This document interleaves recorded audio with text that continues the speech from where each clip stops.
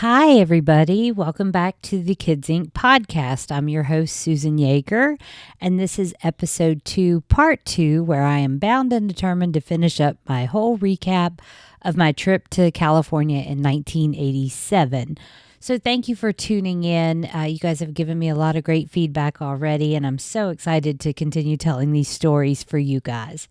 I'm feeling a little stuffy today. I hope that doesn't come through too much. But anyway, let's just keep going with Thursday. It was a tape day for Kids Incorporated. They brought in the studio audience. After going back and watching the numbers that they recorded that day, I realized they only did 2 songs in the morning. They did I Heard a Rumor and Would I Lie to You? And someone said, how do you remember all this? And I said, because I can see where I was sitting in the songs. So that afternoon, they came back from lunch and the kids did We Got the Beat, Kids American, Point of No Return, Walk Like an Egyptian. Those were the opening numbers for those 3 episodes, and they did all those. I don't remember a whole lot other than just having a great time. We sat at the counter in the afternoon, so we got to talk to Moosey a little. The kids would come over in between songs and make sure we were having a good time. It was a lot of fun. I have a vague memory. I'm pretty sure this actually happened. I think it happened. I think Jason Hervey stopped by the set for a little bit that day because I have this vague memory of like them getting ready to do Walk Like an Egyptian. And he was behind us and he shouted to Ryan, hey, what song are you getting ready to do? And Ryan did like this Egyptian move and because he was shouting like walk like an Egyptian and he was like, what? And so like Ryan did this Egyptian move. I don't know why that stuck out in my head, but I have that vague memory of that happening. But we had a great time. And then the kids went and changed and came back for the last 3 numbers. And they did Twisting the Night Away. I wrote all these down. Twisting the Night Away, Something So Strong, and then the ultimate, Living on a Prayer. No lie, when I talked to Ryan before coming to California, he had mentioned that they had recorded Living on a Prayer, and I literally prayed that they would do that song while I was there, and they did. So I was so excited. It's one of my all-time favorite songs. I've mentioned Cindy before. Cindy had quite an affection for Bon Jovi, so that was a huge thing for us growing up, and Living on the Prayer was just a great song. So it's kind of funny. I'd literally prayed that they would do Living on a Prayer while I was there. So they actually moved us a little closer, so you see me more if you go back and watch that episode. And it was just great. So it was just, the most amazing day to be sitting there in the audience at the place talking to Riley. It was just a dream come true. So let's see. So after the tapings, as I said before, Pat Poth so graciously offered to walk us around and video us on the set and talking with the kids and taking pictures. And so we did a lot of that. And I'll put some of those up, some of the pictures we took. And I had also taken a bunch of pictures of the set, like the place is a historical landmark and may not be torn down. I mean, you have to have a picture of that plaque, right? So I have all these pictures and I thought, well, I don't think anyone would be interested in those. Like everybody knows what the set looks like. But Kids Inc. fan Brian H. reached out to me and said, I'd like to see pictures of the set. Do you have any of the set? And I'm like, okay, my pictures are not that great, but for Brian H., I'm going to put these up and on the YouTube channel, and so you guys can see what I do have. And hopefully as I go through the pictures from the subsequent trips, if I have anything, I will throw some of those up as well. So that was basically Thursday. We took pictures. We had a great time. We said goodbye to the kids after this taping. And then on Friday, this was very cool. Ryan had reached out to Alyssa Milano and told her that, we were in town and could we attend a taping of Who's the Boss? And she said most definitely yes. And she put us on the VIP list.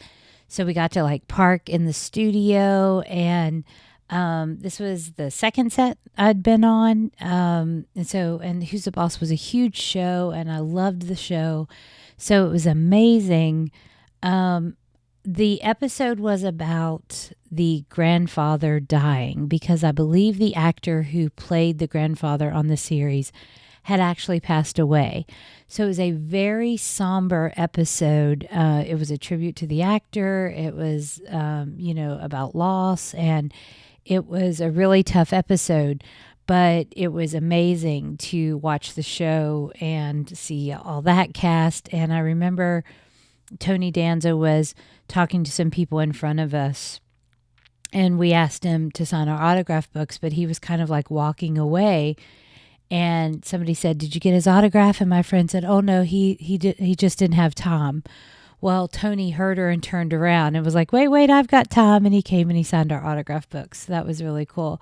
So we were walking out after the taping, and Alyssa was getting her makeup done. I think they did the show twice that day and had two different audiences.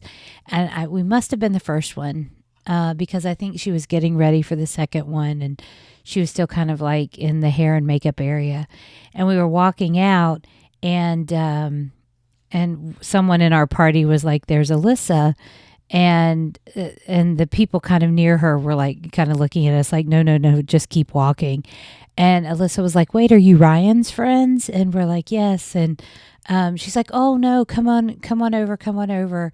And it was a very tough episode for her. She had to be very emotional. And so I think the people around her were just being respectful of, she kind of has to stay in this emotional place, and they were trying to protect her, but she was like, no, come over. So we went over and we got a picture and said hello and told her how great it was and everything. And she thanked us for coming. And we went outside the studio.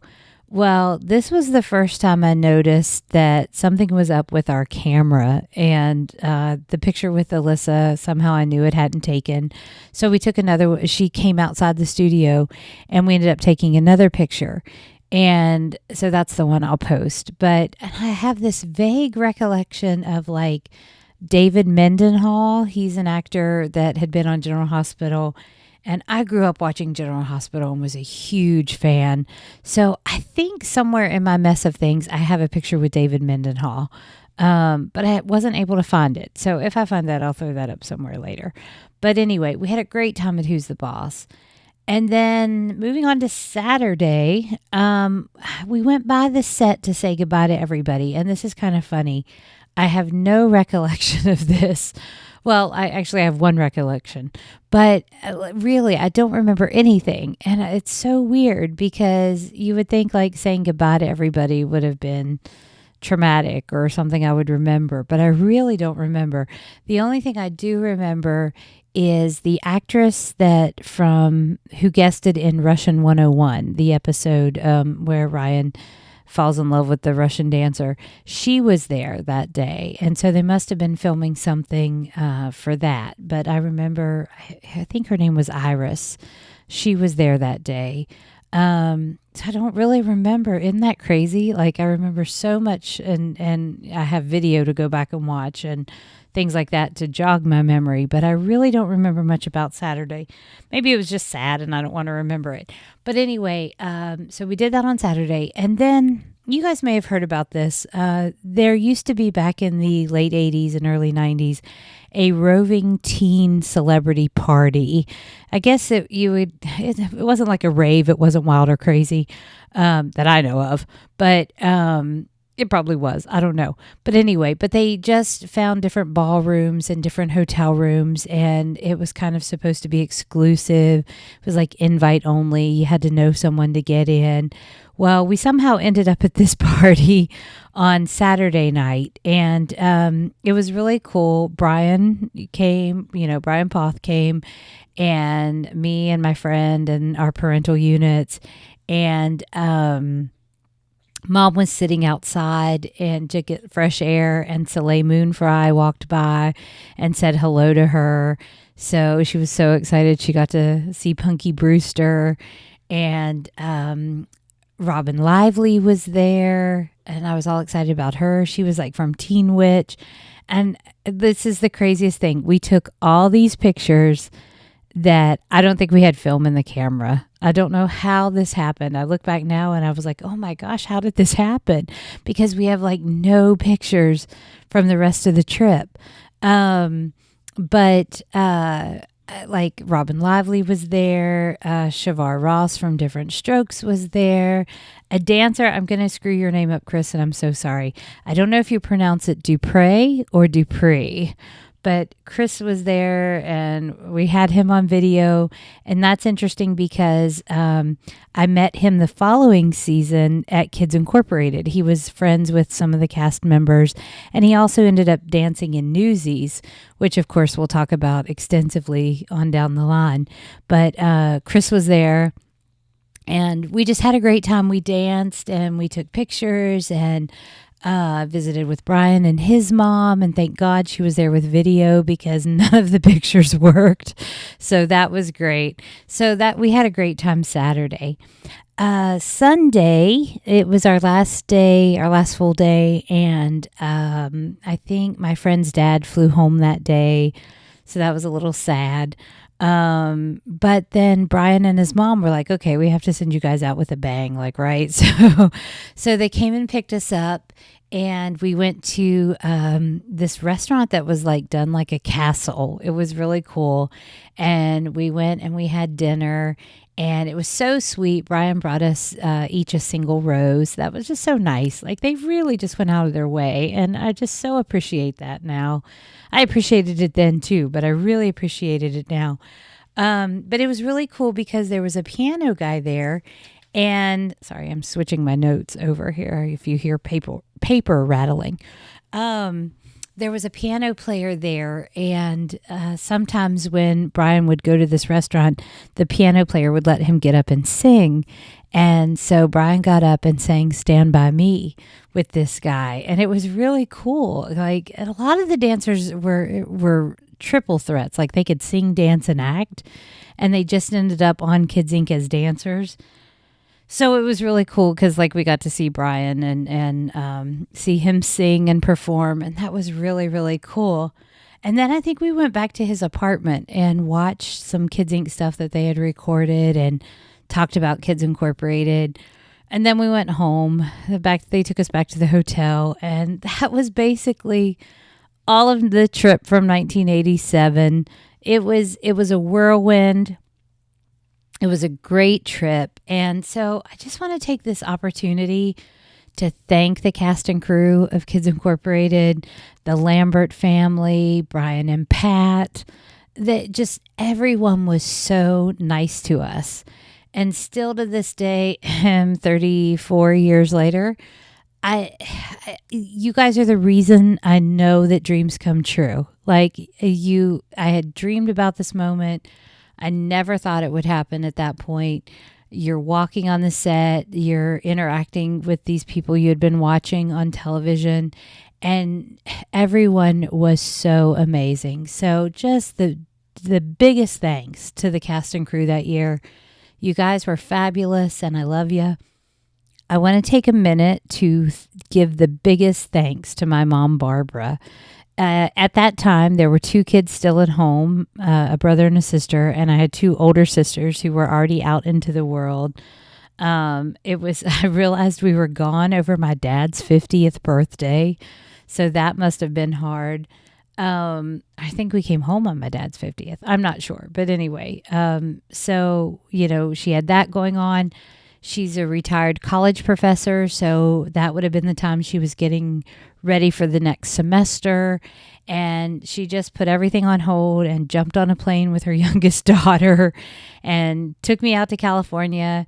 And years later, I covered a lot of events as an entertainment journalist. And I would see these parents literally throw their kids out of pictures to get pictures with celebrities. And I heard a mom say one time, I have plenty of pictures of you. Get out of the picture. Like trying to take a picture of a celebrity. So this is the most horrible thing, though. I have hardly any pictures of my mom from this California trip. Like none of us together. None of her with any of the kids. like I'm only now like starting to appreciate how like what a back seat she took. She just wanted to make sure her daughter had a great time. She was so happy to see her daughter getting to have this experience. And the gift that is, and to realize that as an adult, that your mother did this for you, that's one of the greatest treasures to come out of this whole thing, too. So, Mom, I love you and thank you for doing this. And thank you for being that kind of parent who just wanted to see this happen. I joke with her that I think we need to do a reunion tour next year. Next year, it'll be the 35th anniversary of this trip. And I think we need to go back. And I think I need pictures of me and Mom. And I think I need pictures of her with some people. And, so I hope someday that will happen again. So, Mom, I love you. And thank you for doing this with me. Okay, that wraps this up. This is kind of short and sweet, and I will put as many pictures up as I can. And I don't know what's coming next. Like, now that we've finished up 1987, I've had some great feedback from the cast and some of the crew from Kids Incorporated, so we might have some guest appearances coming up very soon. So yeah, I think that wraps this up. Be good to others, be good to yourself, and may the joy, excitement, hope, and magic that was Kids Incorporated find a way into your life every day. See you next time. Have you heard?